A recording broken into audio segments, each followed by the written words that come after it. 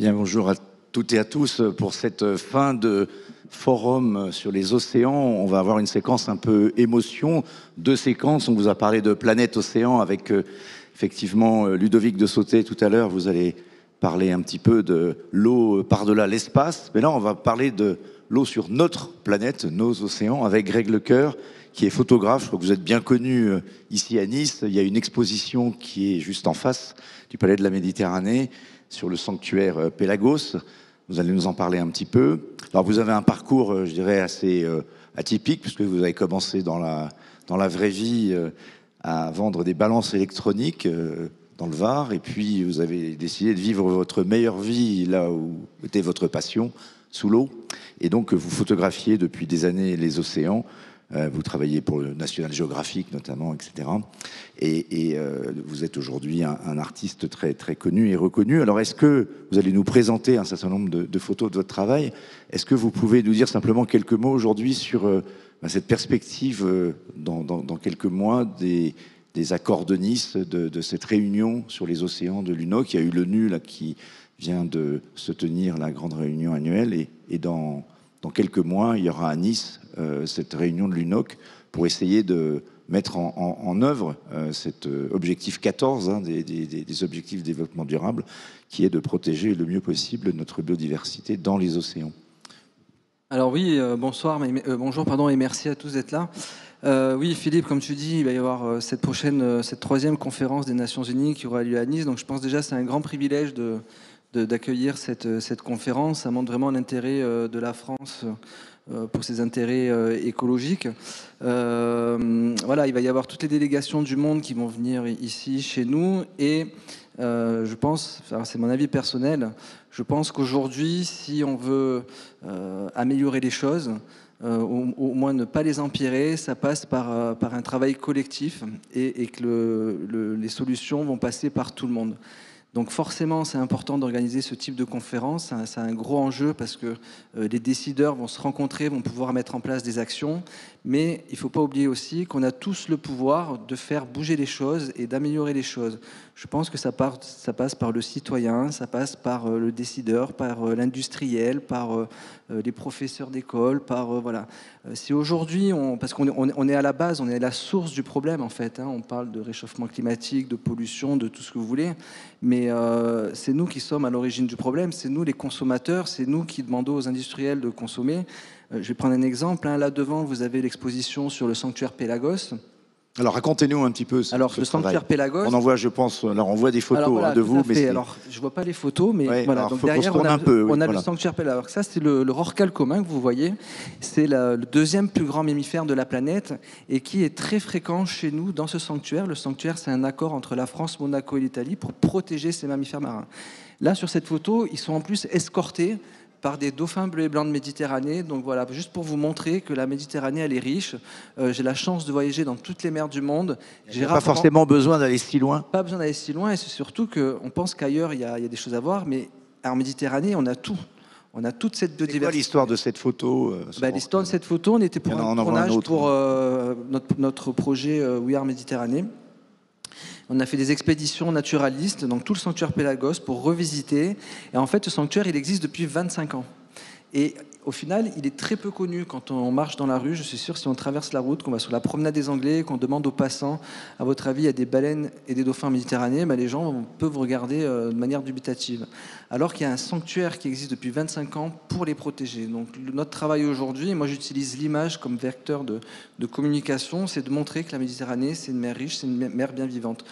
Malheureusement, on en parle trop de manière négative. On parle souvent des pollutions, des canicules, toutes ces choses-là, mais on ne dit jamais que c'est moins d'1% de la surface des océans, plus de 18% de la biodiversité mondiale. On oublie de dire toutes ces choses. En Méditerranée, devant chez nous, il y a des baleines, il y a des dauphins, il y a des tortues, il y a des requins, il y a des raies. Enfin voilà, on va trouver toute cette biodiversité. Vous savez, les Romains disaient Mare Nostrum, donc c'est notre mer, oui, avec effectivement toute cette diversité. Mais vous dites, il ne faut pas parler de ce qui va mal, mais enfin, il y a quand même des choses qui vont mal. Elles se réchauffent notamment. Alors, il y a des choses qui vont mal. Est-ce qu'on sent bien, enfin, on a vu avec les pluies diluviennes qui arrivent, y compris ici, on sait que voilà, la chaleur de la mer crée des conséquences climatiques. Et ça peut avoir des conséquences pour la vie de ces animaux marins. Non, bien sûr. Alors, je vais juste revenir sur la photo d'avant. La photo d'avant, c'était un cachalot cachalot qui est présent toute l'année chez nous avec une saisonnalité en ce moment. C'est vraiment la saison où ils se rassemblent, ils viennent près de nos côtes. Et malheureusement, il y a 2 semaines, 3 semaines, on a documenté un cachalot qui a été percuté par un navire.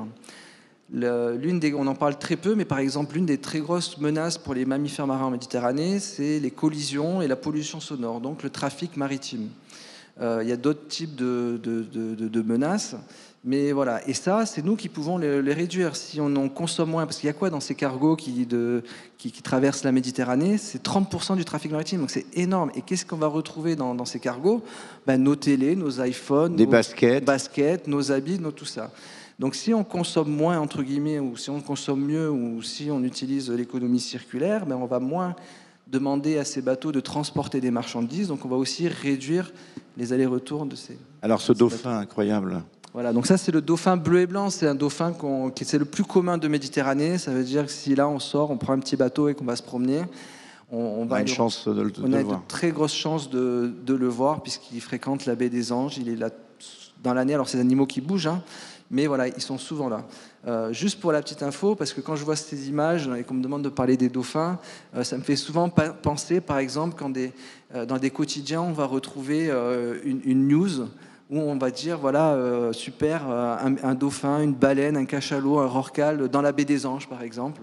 Alors moi, ça m'agace un peu parce que si on veut protéger cette biodiversité, ils ne devraient pas être dans les news comme quoi ils sont là, ils devraient être dans les news comme quoi on les protège bien. Il y avait un grand monsieur qui disait on protège ceux qu'on aime, c'est Jacques-Yves Cousteau. Et donc si on veut protéger, il faut connaître. Mais est-ce qu'on les protège suffisamment bien, justement? Alors, parce qu'il y a tout ce sujet des aires maritimes protégées, alors, ça va être l'un des enjeux de la négociation. Tout à l'heure, tu l'as très bien dit, on parle souvent du mauvais, mais on ne parle pas aussi du bon. Par exemple, tout à l'heure, on a inauguré l'exposition et hier j'ai rencontré Rémi Parmentier, par exemple. Rémi Parmentier, ce monsieur, donc je lui ai demandé de venir à l'inauguration, de dire un mot, parce qu'en fait, ce monsieur, à l'époque, travaillait à Greenpeace. Et c'est cette personne qui a négocié le moratoire sur l'interdiction de la baleine en Méditerranée. Ça veut dire que s'il y avait un bateau qui franchissait le détroit de Gibraltar, un bateau japonais pour venir chasser les baleines en Méditerranée, lui, il était prêt à lui tomber dessus. Voilà. Donc c'est des gens comme ça. Il faut mettre en place des règles.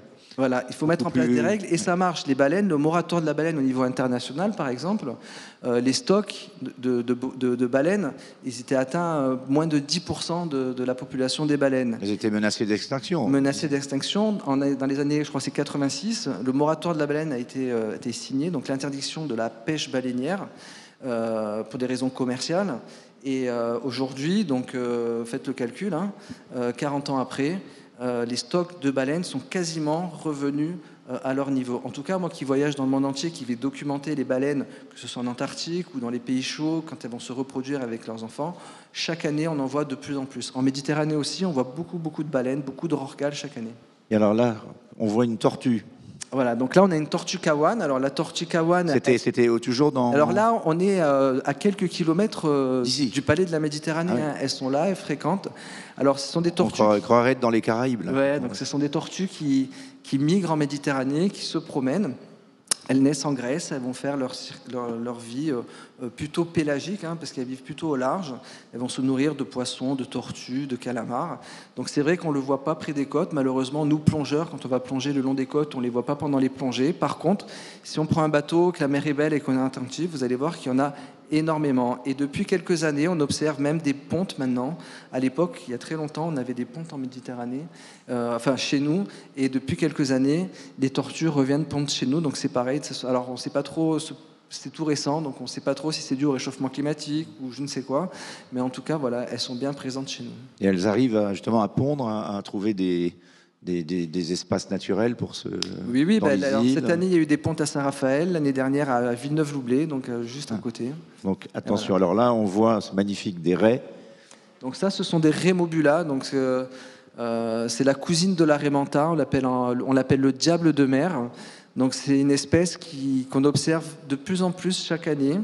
Elles viennent dans nos eaux pour se reproduire en été. Donc on assiste, on documente des scènes des balais nuptiaux, je sais pas comment on dit, mais voilà, c'est C'est des espèces très élégantes, ça mange du plancton, donc c'est inoffensif, ça filtre l'eau, et elles se regroupent comme ça. En fait, là, il y a une femelle et tout ce qu'il y a autour, ce sont des mâles qui attendent le moment opportun pour se reproduire. Pour arriver à faire une photo comme ça, dans cette intimité, si j'ose dire, des Rémodulas, comment vous faites? Vous savez où elles sont? Vous les attendez? Alors non, journée de travail? c'est la nature qui nous offre ces opportunités. C'est la chance. Voilà. Alors après, on va la provoquer, on va passer énormément de temps au large, les yeux dans les jumelles, à essayer d'observer des traces de vie. Donc c'est vrai que quand on part au large, par exemple, si vous voulez découvrir le sanctuaire Pélagos, vous avez l'impression d'être dans un désert bleu, qu'il n'y a pas de vie. Et puis, vous allez naviguer. Alors après, c'est au petit bonheur la chance, mais on sait qu'il y a des zones où il y a de la nourriture, donc susceptibles de faire des rencontres. Donc on va aller dans ces zones, on va chercher, on va attendre. Et bien souvent, même plus l'attente est longue, et plus la rencontre va être belle, parce que ça va... Pour les trouver, vous plongez, donc vous êtes sous non, l'eau. on les repère, pour tout ce qui est mammifères marins, On les repère du haut. On les repère de la surface. Et après, vous plongez. Et après, on se met à l'eau si les animaux le permettent. Parce que des fois, on fait des très très belles rencontres. Mais malheureusement, les animaux n'ont pas forcément envie de nous voir. Alors, je vais juste rappeler que dans le sanctuaire Pélagos, dans les aires marines protégées françaises, il est interdit d'approcher à moins de 100 mètres de manière volontaire les mammifères marins. Donc ça, c'est important de le dire. C'est juste pour les laisser tranquilles. Après, c'est eux qui vont décider. Vous pouvez vous approcher à 100 mètres. Et c'est eux qui, après, voilà, s'ils vont être curieux, ils vont venir. En tant que photographe, si vous regardez mes portfolios, mes images, les histoires que je raconte, en fait, ce sont les animaux qui racontent les histoires. C'est les animaux qui viennent à nous, et c'est comme ça qu'on peut le mieux les observer. Alors, ça marche pas tous les coups, mais quand ça marche très très bien. Donc là, on s'est rapproché des côtes. Là, on est au bord de plage, je dirais, au bord de... On dirait des fleurs, là. Donc ça, ce sont des petits nudibranches. C'est comme des petites limaces. En fait, c'est tout petit. Donc nous, on arrive avec nos objectifs macro, on dirait une orchidée. Voilà, on arrive à magnifier un petit peu ce monde. C'est ce que j'essaie de faire avec mon travail, c'est de magnifier le monde du vivant pour essayer, voilà, d'intéresser, d'interpeller et surtout de reconnecter le public au monde du vivant. Je pense qu'on a beaucoup à apprendre du monde du vivant. La nature, elle est extrêmement bien faite. La nature, elle a toutes les solutions. Il faut aller puiser dans son inspiration. Et depuis combien de temps vous faites en Méditerranée notamment ces photos? Alors la Méditerranée, j'ai été bercé puisque je suis niçois, donc j'ai été bercé entre le parc national du Mercantour, la Méditerranée. C'est vrai qu'on a une région incroyablement exceptionnelle en termes de nature, elle est partout autour de nous. Et vous sentez une dégradation, c'est ça un peu le sens de mon... Pardon? Vous sentez une dégradation de l'environnement dans la Méditerranée? Je ne suis pas sûr que quelqu'un ait la réponse, c'est difficile de dire. Il y a 40 ans en arrière, on disait que la Méditerranée serait morte dans 20 ans. Aujourd'hui, la Méditerranée, je peux vous assurer, elle n'est pas morte. Il y a d'énormes actions qui ont été mises en place. On ne les valorise pas assez. Par exemple, j'ai un souvenir, quand j'étais jeune, quand on allait à la plage, on voyait, des fois les plages étaient fermées parce qu'il y avait une pollution, des bactéries, des choses comme ça. Aujourd'hui, j'ai rarement, cet été par exemple, j'ai pas eu vent de plages qui étaient fermées. Pourquoi? Parce qu'il y a un énorme travail qui a été fait dans les stations d'épuration, ces choses-là. Voilà, ça c'est mon portfolio. Donc ça, c'est des images qui ont plutôt été faites à l'autre bout du monde. Ouais. Donc voilà, loin, où je la présente parce que ça permet de montrer mon style photographique. Ce que j'aime faire, c'est donner un petit peu la parole aux animaux, ou du moins que les animaux nous interpellent. Donc ce travail photographique de portraiture sous-marin, voilà. Ça va, c'est où ça? Donc ça, on n'est pas très loin, on est à Tenerife, en Espagne. D'accord, donc c'est pas loin en fait. Il nous reste 1 minute. Est-ce qu'il reste 2-3 photos? Voilà, donc ça c'est un phoque crabier, c'est une photo qu'on a fait en Antarctique. On a monté une expédition en Antarctique, j'étais accompagné d'un autre niçois apnéiste, Guillaume Néric, vous devez certainement le connaître. Et on a voulu aller un petit peu voir ce qui se passait en Antarctique. C'était en 2019, on voulait aller toucher du doigt un peu les impacts du réchauffement climatique.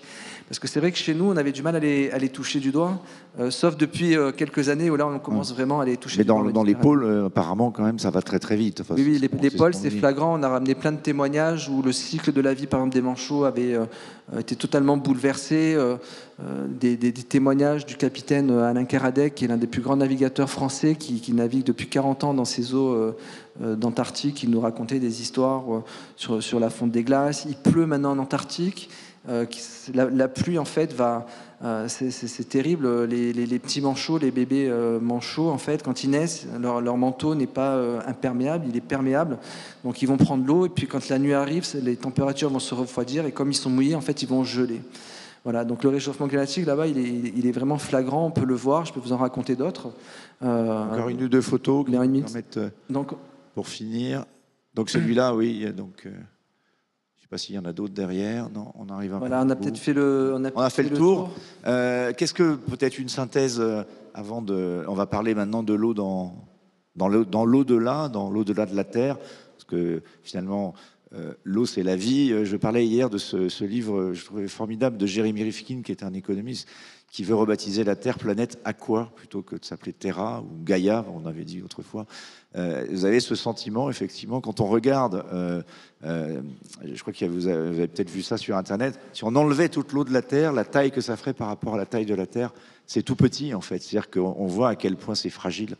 Ben oui, l'eau, c'est, enfin, du moins les océans, c'est 70% de la surface de la planète. Nous, les plongeurs, on l'appelle la planète bleue, hein, c'est pas pour rien. Voilà, donc oui, ben, l'eau c'est la vie, hein, on vient tous de là, c'est l'origine de la vie sur Terre. Et voilà, et je vais revenir à la Méditerranée. Donc vous imaginez cette planète bleue avec ce petit 1%, ce qui est une flaque, hein, une mare, la Mare Nostrum, mais qui est tellement riche et qui nous apporte beaucoup. Enfin voilà, la Méditerranée, elle a une histoire incroyable. Et alors je parle pas que pour la biodiversité, hein, au niveau culturel. Voilà, la Méditerranée, c'est vraiment une mer très riche et il y a beaucoup d'enseignements à tirer. Quelques mots sur vos projets. Vous allez alors faire mes quoi projets, l'année à venir? Mais mes projets, alors juste un petit mot, hein, mon travail sur la Méditerranée, je le fais au travers de mon association qui s'appelle We Are Méditerranée. Donc il y a 3 axes. Le premier axe, ben, forcément, c'est l'art. Hein, c'est d'utiliser l'image comme la force de l'image comme moyen d'expression, comme voilà. Pour parler, hein, il y a un proverbe qui dit une image vaut 1000 mots. On fait aussi de la science, hein, donc on a pas mal de projets scientifiques avec des technologies modernes comme l'ADN environnemental qui permet de faire des inventaires sur la biodiversité et l'éducation.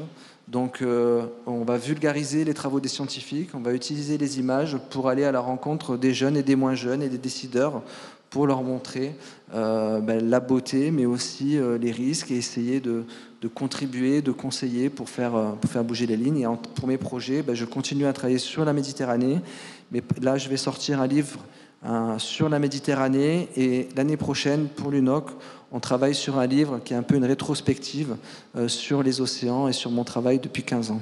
Il sera diffusé au moment de la grande conférence. Donc. Exactement. Bien, on se donne rendez-vous à ce moment-là. Merci à Greg d'être passé nous voir. Merci pour votre beau travail, vos photos. Si vous avez le temps, allez voir, c'est en face. Vous verrez d'autres photos. L'exposition, je pense, est en accès libre, bien sûr, puisqu'elle est disponible. Voilà, je vous invite à aller. Quand, voilà, alors, octobre, on va rester pendant le mois d'octobre. Voilà, moi je vous invite, si vous voulez, hein, à la clôture. On va retourner à l'exposition, donc si vous avez des questions, tout ça, je vous donne rendez-vous là-bas, voilà, pour vous inviter à. Vous pourrez continuer à discuter avec Greg Lecoeur. Merci beaucoup d'être venu nous voir. Et puis je passe la parole à Ludovic de Sauté avec la planète Aqua, mais de l'au-delà. Dans un instant, il va vous en parler. Merci beaucoup.